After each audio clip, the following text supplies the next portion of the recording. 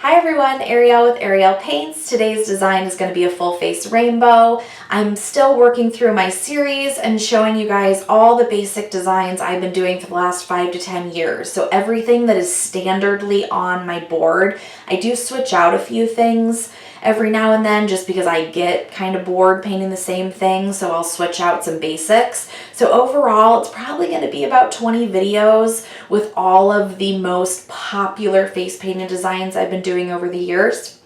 And today is the full face rainbow. I do have a few other rainbow videos on my channel. So there is an eye design rainbow video where it's very simplistic, and then more of just a forehead design. This one's a little bit more full face with the eyes and the lips as well. So I will link the other videos so that you can watch those too. But at the end of this and watching those other videos, you will have a few different variations of this design to do, because it can be a minute design, a 3-minute design, or a 5 to 6 minute design, depending on how elaborate you make it. So stick around and I will show you all of the elements of the full face rainbow and walk you through why I do what I do. And I hope you guys enjoy it. All right, so I'm gonna start with a rainbow cake. This one is custom that I put together because I wanted a specific rainbow. And then I'm gonna do a petal sponge. Unlike the half sponge, this is kind of a petal shape. I really like it for going over the eyes. So I'm gonna get this loaded up well, and then I'm going to just pounce it. And like I've said before, instead of going in with the full sponge, think about this as applying in sections for more control. So I'm going to do the inside corner, and then I'm going to press the outside corner down, and then put a little bit more pressure on the middle. And this way I have more control over creating the shape that I want. But it's a really nice shape for over the eye, so it does some of the work for you and you don't have to manipulate a larger sponge as much.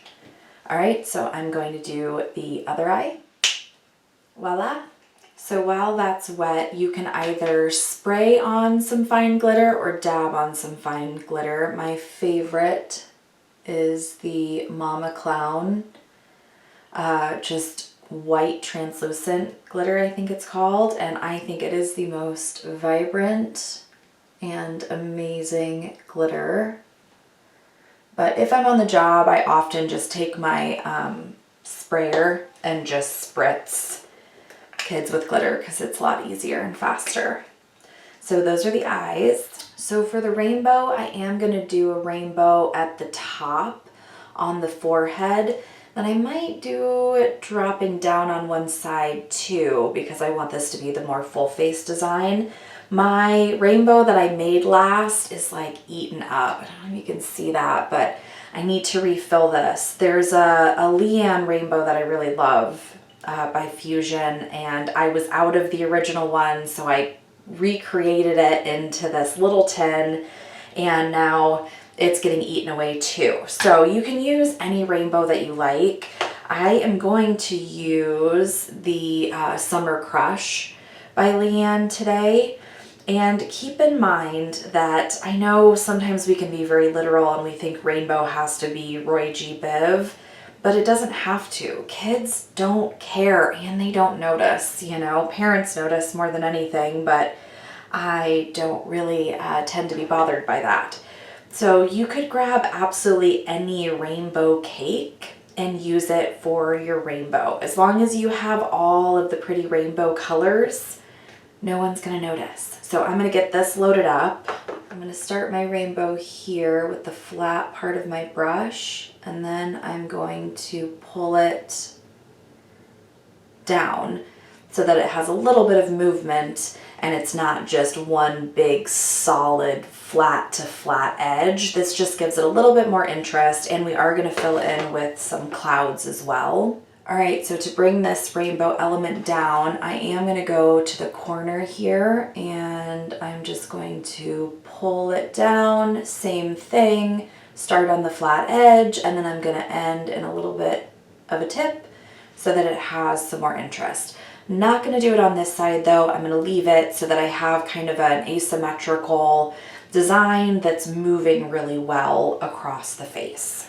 So the next step is going to be to apply the blue that's going to be the dimension under our clouds. I love this Ziva Blue Shimmer by Faba. It's this gorgeous cerulean blue, but it's a little translucent and a little shimmery, and it's perfect for this. Before I put the blue on though, what I want to do is get my cloud brush loaded and ready, because we're going to do this in tandem to create the effect of pretty floating clouds. So I'm going to use the Paint Pal Big Drop Filbert brush, which is a perfect size for clouds, not too small, not too big, and I'm going to get that really well loaded with white. Okay, so now that my brush is really well loaded, I'm just going to set it aside, and I'm going to spray my blue. You can spray the sponge or the cake.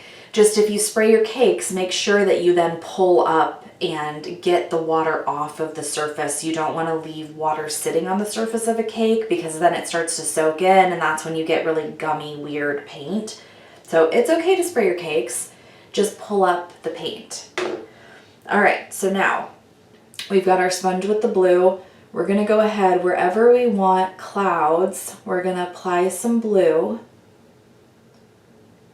and then go right in with our nicely loaded filbert brush. And I love filberts for this because it perfectly makes the shape of the top of a cloud. It does the work for you.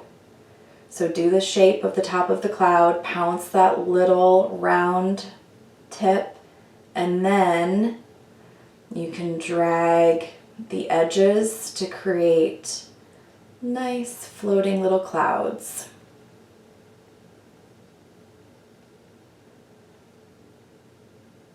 Anything that helps you create those shapes without having to do too much work is brilliant. Then you can take your blue again and just drag the bottom of those clouds. Add a little bit of blue wherever you want, and then go back in with your filbert and keep creating the shape that you want. And you can do this as much or as little as you want, and it creates perfect fluffy clouds every time, and it's so fast and so easy on the job. All right, so we're going to do the same thing on this side. I just want a little bit of blue down. I don't want as large of clouds on this side. I just want a nice fluffy little cloud.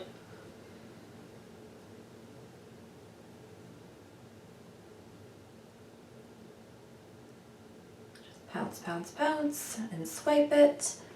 And then I'm going to do the same thing on the corner of the eye here,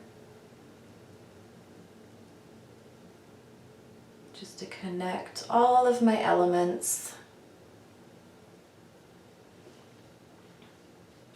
Now I am finally going to go reload this brush. I have not reloaded it since I loaded it the first time, but I do want a little bit more pure white, because as this dries, it's going to start to fade and be very blue, which is fine on the job. But since I have the time and I'm in my studio, I'm just going to load that back up so that it's nice, crisp, and white. And don't forget to always turn your brush over when you're on the job and painting. If you think you're running out of paint, whether it's on a one stroke or a filbert or any brush you're using, turn your brush over, because there's most likely paint on the other side. All right, so I'm going to go ahead and stop there because I'm getting a little heavy-handed, which I tend to do sometimes. We all do. So I'm going to take a look and assess the design. I think it looks good. Definitely looks like a rainbow. I've got all my clouds. The balance is good. So now I'm going to add some additional detail. So I'm going to add some dots and some line work. So I'm going to take a low Cornell number 5 and load that up with white. One of the reasons I love rainbows is because they are so versatile, and you can really go as crazy or as simple as you want. But even with a full face rainbow design, it's very, very quick, really effective, and really won't take you more than 5 minutes tops on the job. So it's always one of my favorites, and it's such a crowd pleaser. Little boys and little girls and adults all love rainbows. All right, so my brush is nicely loaded. So I think I'm gonna do some dots coming from the corner of the eyes, just to balance out some of the white. And then you can go ahead and line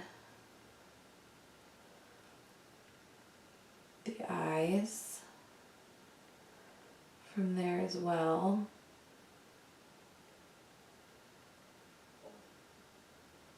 Just try to end that line in a nice thin. Over here I got really heavy-handed. See, looks much better if it's nice and thin. So I'll try to clean it up a little bit for the sake of the video, but you guys know what I always say, don't worry about it on the job. No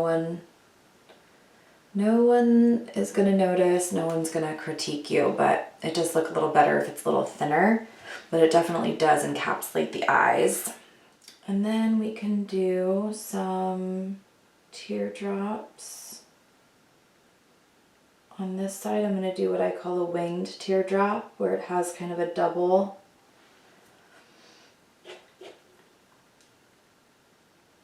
And then press and pull.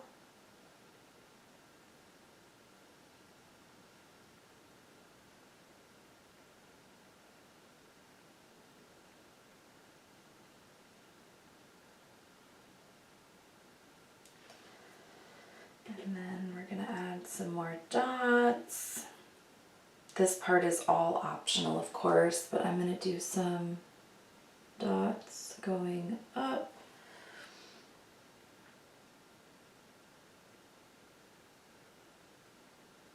Dots at the bottom. I'm going to do one more little tiny one right there.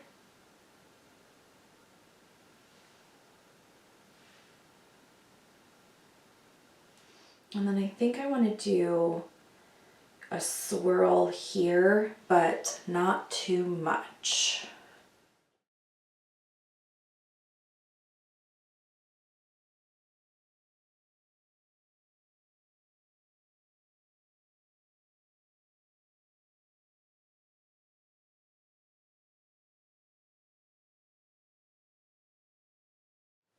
All right, I'm going to pick one of these and do dot, dot, dot. One more. So for glitter today, I grabbed a couple choices by American Body Art. I grabbed the Rainbow Bright, which is just one of my favorite go-to glitters for everything. And then I also grabbed Valley Girl, and I think this seems a little bit more complimentary today, so I'm going to use this.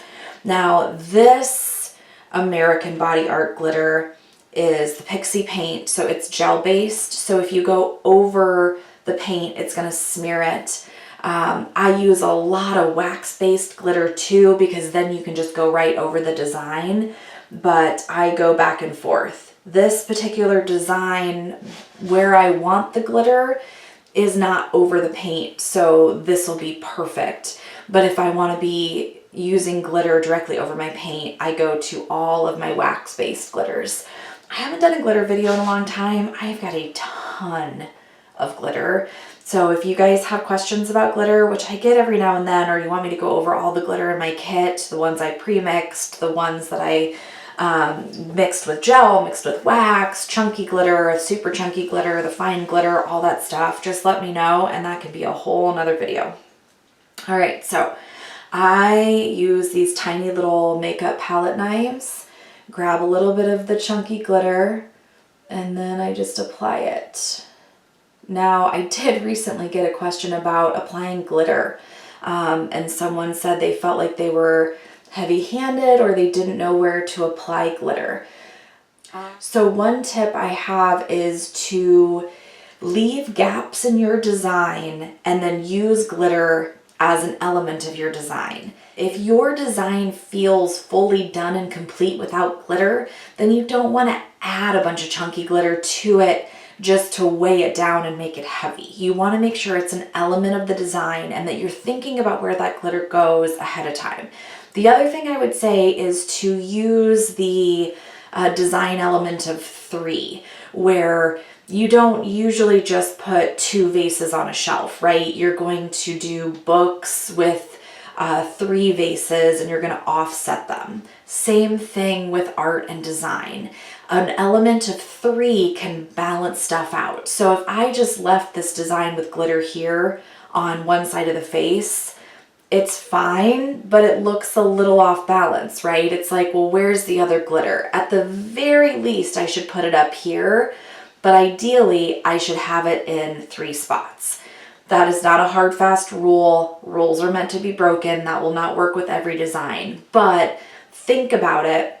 Think about the balance. Even if you take the glitter out of this design, I have 3 main elements, right? I've got the eyes, I have the forehead, and then I have this element on the cheek. It's balancing everything out, and it adds a structure and a composition to the design. So your glitter is an additional composition element to the design. So I'm going to put it here. I was heavier handed down here with the glitter because I have less going on the cheek than I do on this side. So I can add more glitter to it, and it works with the design and how the design is placed on this side of my face. So I'm also going to add some glitter here where there is a gap, but I'm not going to do quite as much. Just going to add a little bit, and I'm just going to barely go over the paint so that I don't smear it. This gel-based glitter is very malleable too, so you can move it around. Don't be afraid to push it around and get it in the spot where you want it. That's why this tool really, really helps. So now I have 2 elements of glitter. I have glitter on the eyes. This is perfectly fine just like this. It's balanced. I think it looks good, but I am going to add glitter in one more place.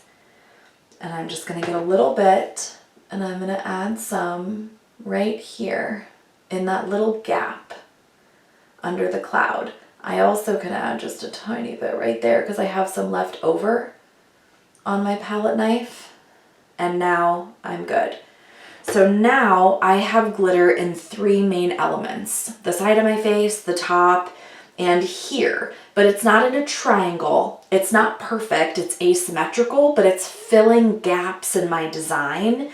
And then I have just a touch here. So it's a balance thing. It's time and experience. I have absolutely put glitter on someone's face in a weird spot and thought, well, that wasn't necessary. But again, it's glitter, it's shiny, it's fun. No one minds, so no one's going to say anything. But play around with it, and hopefully that helps. I just got that comment from someone in my YouTube feed the other day, and I haven't made a video on glitter placement, I don't think, so hopefully that helps a little bit. Okay, so I went ahead and added some lipstick, which really does finish out the look, makes it even more bright and colorful. I've been getting lots of questions about lipstick as well. I do use matte lipstick in my kit. I have it magnetized. I have a bunch of different colors. I like the Too Faced because they have some weird colors. They have this really cool blue that's great for mermaids, kind of a navy blue. They have this very lilac-y purple color, as well as this melted gold and traditional red. They also have just this pink glitter, which is really translucent, but just very, very glittery. So I really like using lipstick because matte lipstick specifically dries down, and usually you're at a birthday party or an event where kids are eating and drinking and they're gonna run off and drink and eat. Face paint is so water soluble that the second they lick their lips or they take a drink of their punch, the face paint is gone. The lipstick is designed to stay, so you have so many less touch-ups. I also, in my kit, have this little Q-tip holder that I put these little lipstick applicators in. So what I do on the job is I run the wand of the lipstick around in the lipstick, pull it out, and then I take the disposable applicator for sanitary purposes and I pull off a good amount of the lipstick, and then I have a nice little daub of lipstick, and then I apply it to the kids' lips, and then I toss the applicator. These are very inexpensive. I get them from Amazon. I think I have them linked to my Amazon store. If not, I will add them to my Amazon store for you guys. But you can get hundreds of them and then just toss them. I do prefer to use them over Q-tips because Q-tips tend to have the little fibrous cotton that comes off, and I don't enjoy that very much. I also don't think you have as much control. With these, you have a nice tip, so you actually get some control and you can get into the Cupid's bow and into the corner of the lips and apply the lipstick more precisely. So that's what I use for lipstick on the job.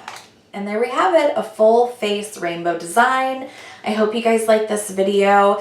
Please check out the other videos I have on rainbows and keep watching because I will continue to go through all of the basic designs that I've had on my board over the last 5 years. The ones I do over and over and over again that I have many different versions of. So I hope you guys enjoyed this video and I will see you next time.